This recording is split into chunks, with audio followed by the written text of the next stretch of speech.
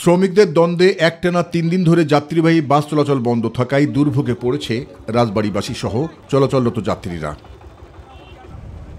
তুচ্ছ ঘটনাকে কেন্দ্র করে রাজবাড়ী কুষ্টিয়া জাতীয় মহাসড়কে স্থানীয় লোকাল যাত্রীবাহী ও দূরপাল্লার বাস চলাচল বন্ধ রেখেছে রাজবাড়ী জেলা সড়ক পরিবহন মালিক সংগঠন। আর হঠাৎ করেই বাস চলাচল বন্ধ থাকায় বিভিন্ন শ্রেণী পেশার মানুষের বেড়েছে বাড়তি দুর্ভোগ। এ কারণে বাধ্য হয়ে অতিরিক্ত ভাড়া দিয়ে ব্যাটারি চালিত ইজি বাইকে বা 3 হুইলে ঝুঁকি নিয়েই গন্তব্যে যাচ্ছেন সাধারণ যাত্রীরা।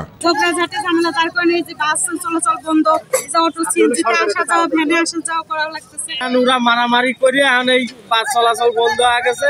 এখন ধরেন সকলের এই অশান্তি, সিএনজি টেম্পু ইজি বাইক আসতেছে অনেক 1.5 গুণ ভাড়া হয়ে যাচ্ছে, 2 গুণ ভাড়া হয়ে যাচ্ছে, আবার সময় তো নষ্ট। গত শনিবার রাজবাড়ীর বাস শ্রমিক ও কুষ্টিয়ার বাস শ্রমিকের মধ্যে কথা কাটাকাটি, ধাক্কাধাক্কি ও মারামারির ঘটনা ঘটে। এই ঘটনাকে কেন্দ্র করেই রাজবাড়ী কুষ্টিয়া মহাসড়কে বাস চলাচল বন্ধ রয়েছে। বাস বন্ধ হলে তো অনেক ভোগান্তি হচ্ছে, যাত্রীরও অনেক সমস্যা হচ্ছে।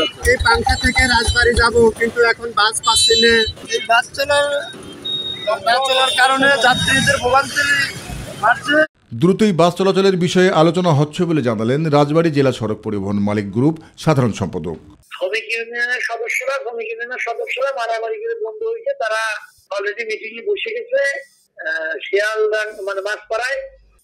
কিছু সময়ের ভিতরেই হয়তো একটা রেজাল্ট পাওয়া যাবে। আর এই বিষয়ে অবগত নন বলে জানালেন জেলা প্রশাসক। কেন বন্ধ? কোথায় বন্ধ? তো না, আমি তো জানি না বন্ধ আছে। আমি তো বললো যে চলে বাস। জাহিদ আহমেদ বাবু, মাই টিভি।